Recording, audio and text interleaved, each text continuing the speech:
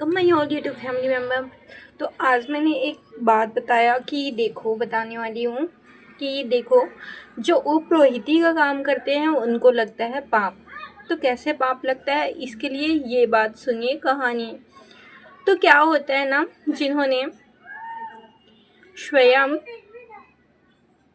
श्री राम भगवान के उत्पन्न होने के लिए यज्ञ रखा था, ऐसे रिसीवर को जब ब्रह्मा जी बोलने जाते हैं कि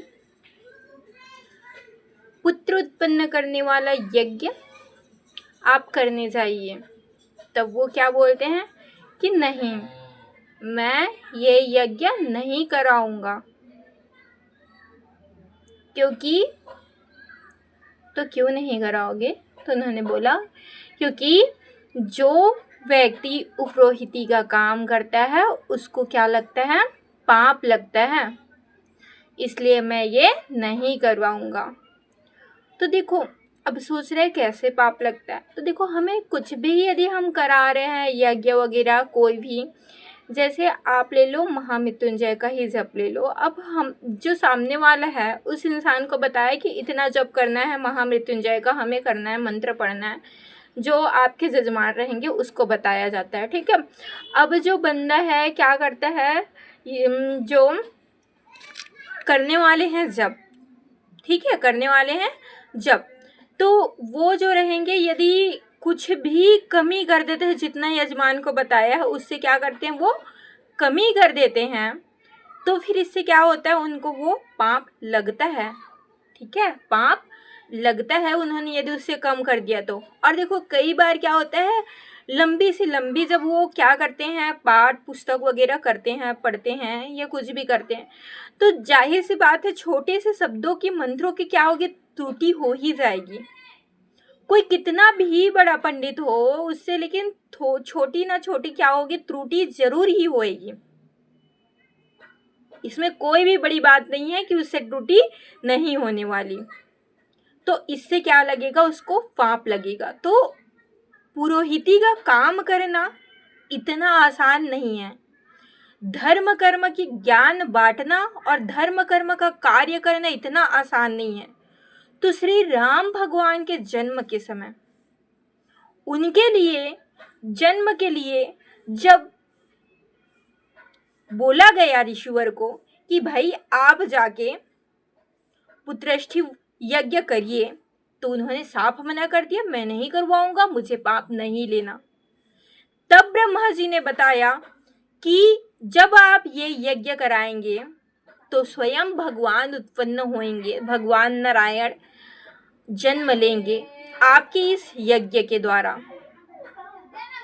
तब जाकर उन्होंने माना कि मैं ये यज्ञ कराऊंगा, क्योंकि जिस यज्ञ से भगवान स्वयं उत्पन्न हो रहे हैं तो वो यज्ञ मैं जरूर ही करवाऊंगा,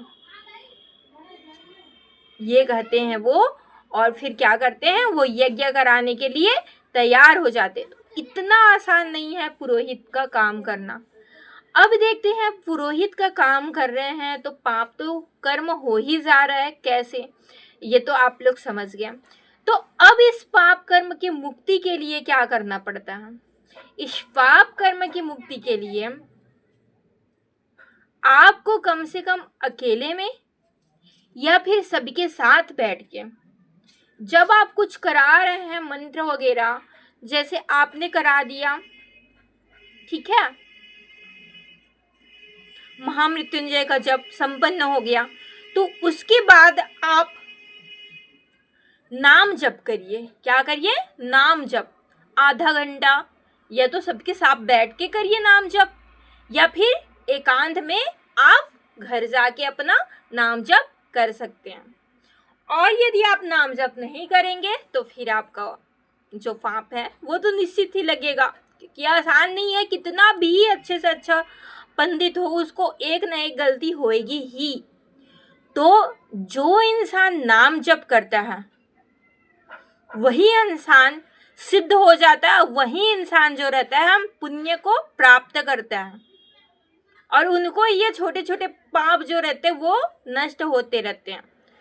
तो इस प्रकार से जो पुत्रष्टि यज्ञ था संतान उत्पन्न करवाने वाला, वो करवा लिए, और करवाने के बाद क्योंकि वो उससे भगवान उत्पन्न होने वाले थे ना, वो जंगल में चले गए और जंगल में जाके उन्होंने क्या किया, तपस्या करना स्टार्ट कर दिया ताकि उनको उन पापों से मुक्ति मिल जाए। क्योंकि जैसा भी हो कुछ ना कुछ उसमें गलती तो होती ही है, अनुष्ठान आदि यज्ञ मंत्रोच्चारण करते वक्त जो पुरोहित होते हैं उनसे। तो ये जो पुण्य का काम करते हैं पुरोहित लोग, और खुद पे भी वो क्या कर लेते हैं, समझो खुद को भी नुकसान पहुंचाने के कगार में पहुंच जाते हैं जब वो पुण्य का काम करते हैं। तो ये कोई छोटा काम नहीं, ये बहुत बड़ी काम है पुण्य का काम करना। और जो है ये पापों से बचने के लिए उनको ये जरूर ही करना चाहिए, नाम जप बहुत जरूरी है करना, क्योंकि यदि आप नाम जप करोगे तो इन पापों से आप बच सकोगे।